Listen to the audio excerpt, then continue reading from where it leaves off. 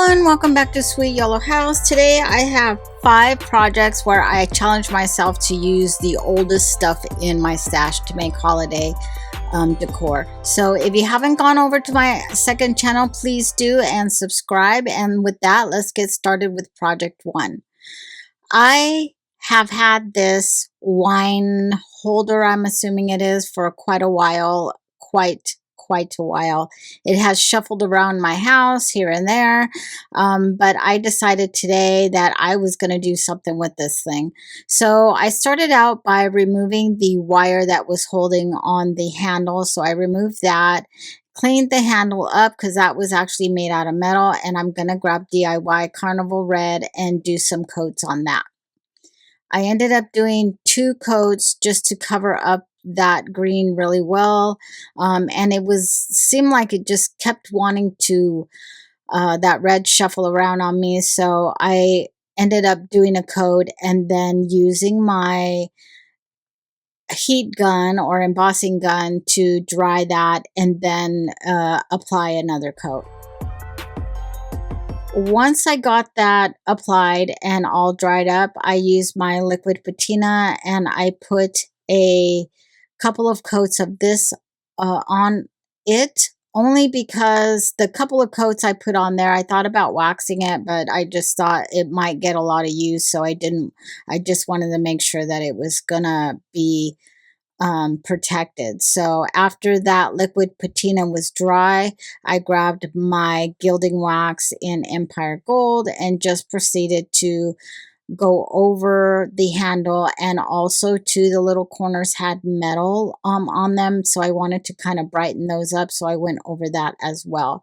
So just bringing out all that detail, now it's time to apply that handle back to the base of that, and I'm going to use this red twine that I purchased from Home Goods, I believe, and it's through the Martha Stewart line, but it's so close to that Carnival Red that you won't be able to actually see it, and that's why I chose this. So using just the twine, I kind of looped it through the hole there a few times to secure it to that base.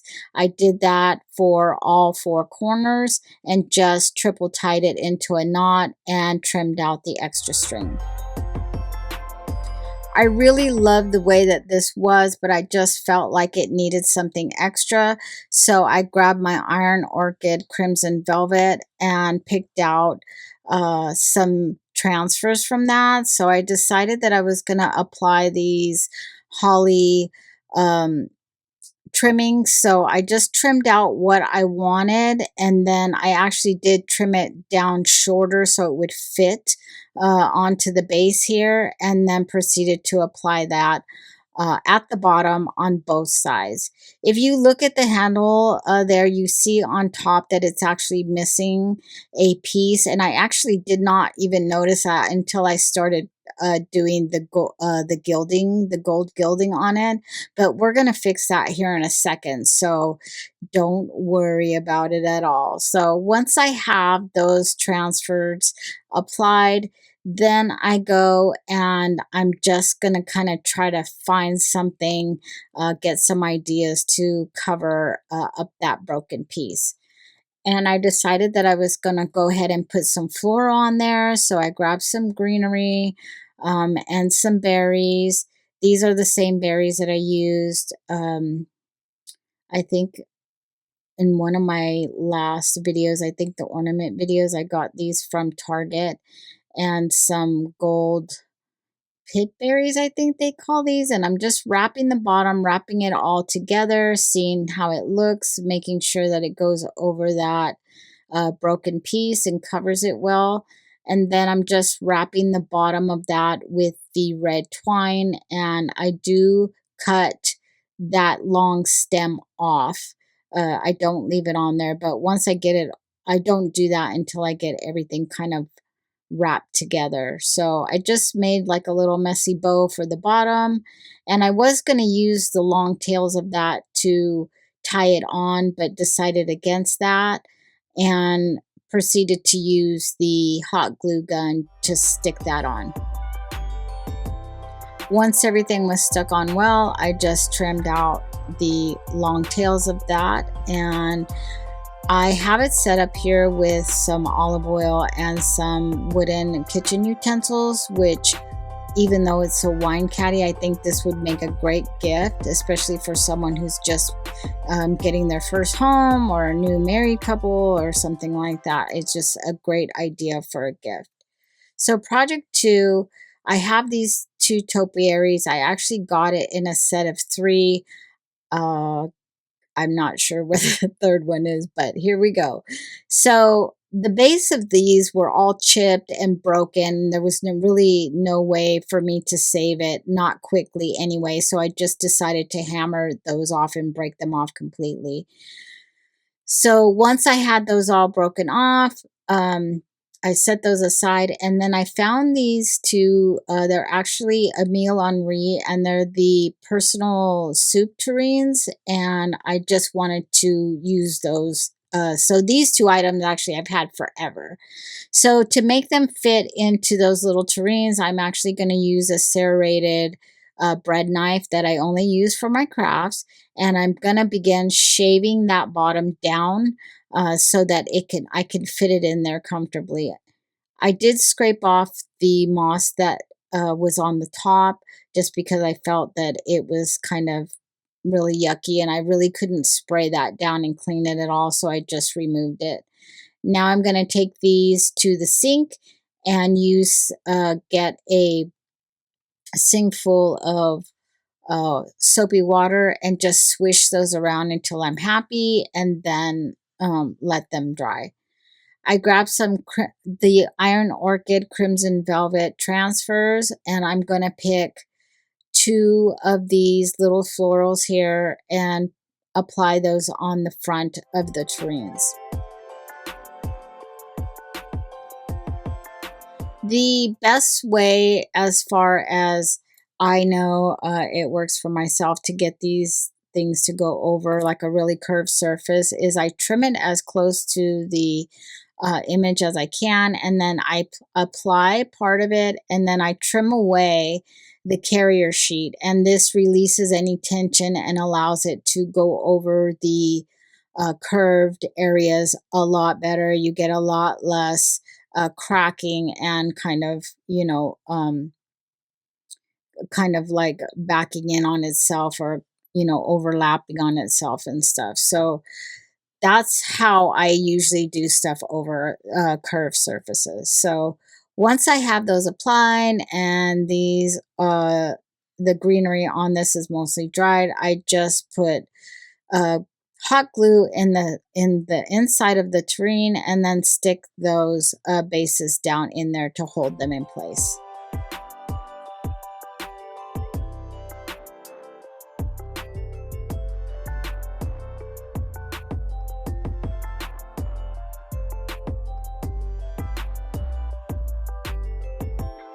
Once I have those down there, I do grab some fresh moss and apply that to the top, just using my glue gun and something to press that down. You got to be careful, because that hot glue is just, sometimes it just will get you, and you just have to be very careful of that. So I usually use a stick or something to kind of push that down.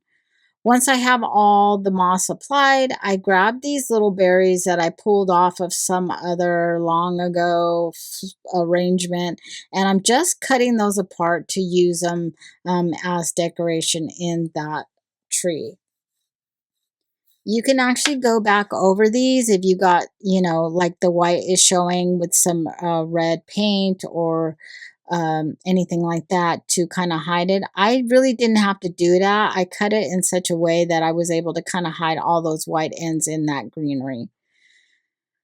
So the next thing I did was grab these miniature pine cones that I got from Hobby Lobby. I went through and just grabbed the smallest ones that I could find in there, and then just proceeded to glue those in as well around the red berries that I had already applied.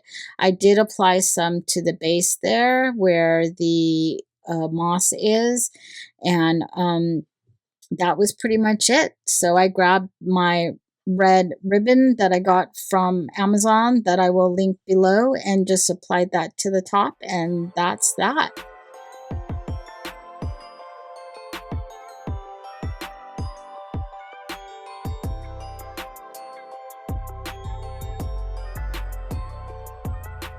So project 3, you all have seen me do this several times, probably, I don't know, 3 or 4 times.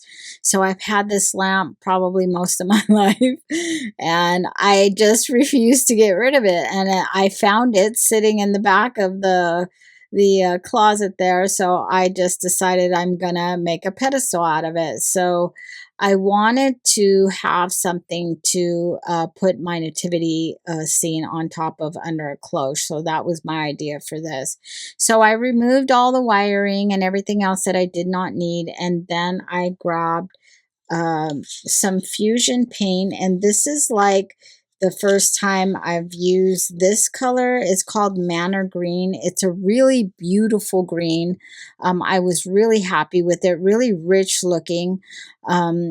So I don't use fusion that much, but I do love it. I just, for some reason, I don't grab for it. I need to start doing that more. So I painted the base, and then I found this uh, wood plate that has just been hanging around, and I just thought, well, that'll make a great top. So I did 2 coats of this, top and bottom, using my heat gun to dry it in between the coats.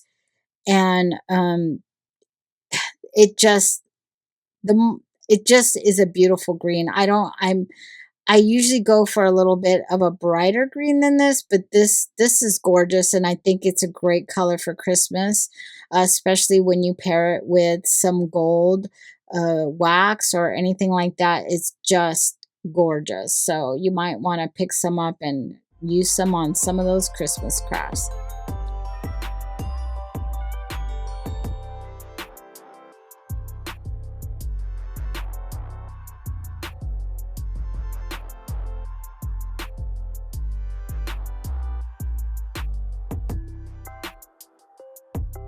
These little tiny containers, like sample containers that you can get, really go a long way. You can do several projects. I did this whole project and probably have enough there to do, several other projects with it. So once I have all of that fusion paint dried up, I am going to use my Empire Gold gilding wax and just go over all the detail in the base and also around the edge of the plate, the wood plate topper, and just using my fingers, I'm just going through and just gilding the heck out of that.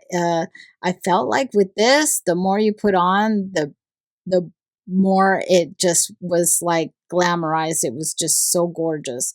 So I took a brush at first and started going around the edge of this, and it just was not doing what I want. It was skipping. It looked kind of, like it just wasn't doing a full coat. So, and I wanted it to be full. I wanted it to be completely gold. So I just grabbed my finger and went over the top of that, and it did such a great job. Then I'm going to go, it has like a little tiny lip at the top, so I just kind of wanted to highlight that as well. So I let that sit for a little bit, and then I grabbed the IOD gilded transfers, and this one is tinsel. I decided on a design and cut that out. This is my first time using this. I haven't really decided if I'm a fan or not. I had difficulty with it, not getting it on, but laying it back down, it wouldn't line up. You can see at the end, like the letters are off just a smidge. And so I don't know. I'm still trying it out. So once I got that down, I took my liquid patina and I'm going to go over the top of this with 2 coats. And I did that mainly because I know I'm going to be putting stuff on top of this, and I didn't want it scratching up the paint. I'm putting a washer on the top of that candle or the lamp base there, just because I wanted to even out the top of it so that that topper had something more to stick to. So I went outside of that with the glue gun and went on the inside of that with super glue, and it stuck really well. I haven't had any problems with it. I've already started kind of moving it around and playing with it, and I haven't had any kind of issues with it popping off. But I guess we'll see once I pack it away for Christmas and then break it out again if it's gonna snap off or not. But it seems pretty sturdy. So like I said, I'm going to use this to put a cloche on top and put my nativity scene. I have my grandma's nativity scene, and I want to put it underneath there with some fake snow and stuff like that. I think it'll look really pretty. I was really happy with this, even though the wording on top didn't turn out exactly how I wanted. I just thought it was still very beautiful. So project 4 are actually 2 different items as well. I thrifted the base, these little wood base, which look like they're handmade. And the globes I purchased at a way different time, and had these, like, again, sitting around forever. So I had my husband go out and kind of hollow out some of the top, just because the globe has like this little lip on the bottom, and they were not sitting as far down as I wanted. So I sanded the coating off that because it was very slick, and I'm going to use DIY cottage colors in crockery. The reason I chose crockery was because this is something that I want to use year round. I don't want to use these just for Christmas. I thought about painting them red or, green or something, but I just really want to be able to use these year round and then put any kind of florals around the base of them that I want, and, make them for the season. So that's why I chose a color that was a very neutral color. Not a boring color. Crockery is really pretty. I have used it on some other items in my home, and I really like the color. It's not stark white, but it's not like so creamy that it just kind of looks yellow. It's just a really pretty color. So I did 2 coats of this, and drying each coat between with my heat gun, and just made sure that I had full coverage. Once that was done and they were all dry, I grabbed my DIY dark wax and I just put a coat over all of it.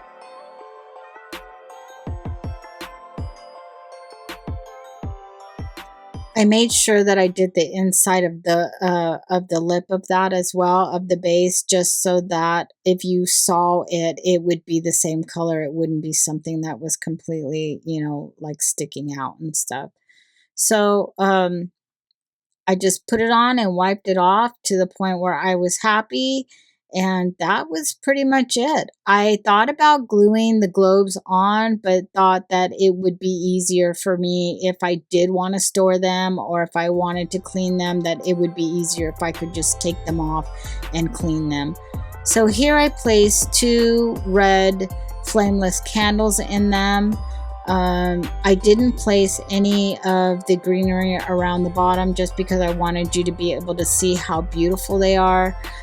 These globes are real crystal. They're so heavy, so beautiful. There wasn't really anything wrong with them. I just think that people just don't know what to use them for. So project 5 is this frame thingy. I was never sure what I was going to do with it, but I've had this forever and I am so happy to get rid of it. So I started out by gluing these little feet on the bottom. I'm just basically gluing these on there because I kind of want to update the look of it. It looks very, aged with no base kind of on it, or it's not sitting on anything. So I thought these little feet would kind of help that out just a little bit. So I used the glue and glued those on and let it sit. And then I grabbed all of these IOD molds. Now, I didn't use everything that I casted. I just didn't know what I was going to use. So I went ahead and just did what I thought I might use. So using my 2-part resin, this is a long cure resin because I wanted to have time to get all of these casted without rushing through or, maybe not getting as far as I wanted. So I just mixed that up and I used some, I think it's called Titan white or something like that. Titan white. Let's see. Titan buff. I'm sorry. It's called Titan buff. And this is the golden acrylic paint that I use to color my resin. And I use a pipette. I just cut the very tip off this and use that to get into the little small, uh, you know, molds that I don't feel comfortable pouring in. I could do it, but I just didn't want to have to uh, make more resin because I'm, pouring all this all over the place. So here I'm going to use a not so familiar crafting item, and I'm going to use some nail polish, and it's the nail polish that you dry it with the LED light. It's gel nail polish. So I'm going to make myself a little cup of um, some alcohol and another cup of, the other cup is going to be full of acetone, and this is what I'm going to use to clean up any kind of overpaints or anything like that. So you're going to take your resin piece after it's cured, obviously, and you're just going to paint it using the nail polish. I have tons and tons and tons of nail polish because I used to be a nail tech, for those of you that didn't know, and I did my nails. After I worked my regular job, I did go to school for it, but I have so much nail polish, gel nail polish, and it works just like resin. So it works just, you cure it like the LED cure resin. So what I like to do is once I get the color on, I go over it with a no wipe top coat. This is good because then once it's not sticky at all, that it's completely cured and you're fine. A lot of times they're sticky and you don't really know if it's cured or not. So I go over everything with this no wipe top coat, and I paint everything that I think I'm going to use. And then once I get it all cured and topped, I set that aside. Then I'm going to go over to the actual frame. I take out that center. I'm not sure at that point if I'm going to use it, but I grab some of the Shabby Chic chalk paint and licorice, and I just do 2 coats front and back on that using my heat gun to dry in between coats. And then I'm also going to use the paint on the center portion of that.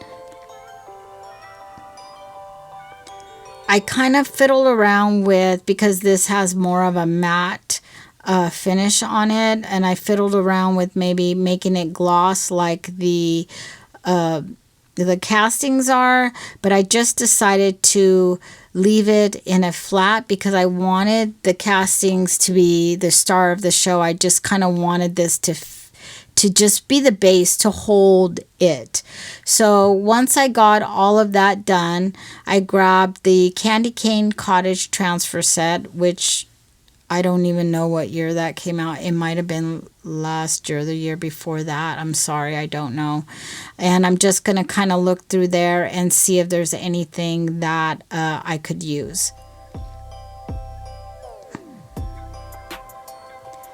I found this Grandma Kringle's traditional candy canes, and this is way too big for me to use, so I'm just going to proceed to cut this whole thing apart.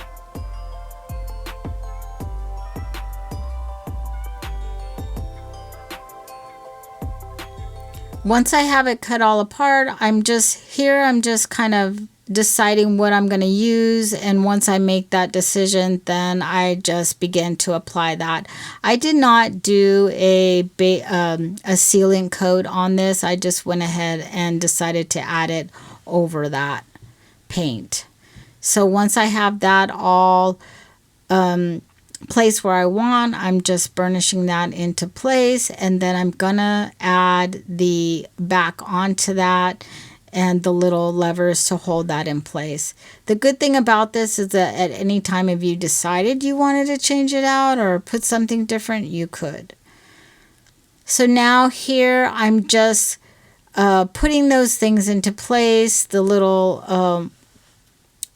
molds that I painted, and just trying to decide what I'm going to do. Of course, I thought that this was going to be the placement, but once I started kind of gluing things down, you change your mind. So this is the placement that I had, and then I looked at it and I wanted my mom, a gingerbread lady, to have a bow, so I found something to put on her.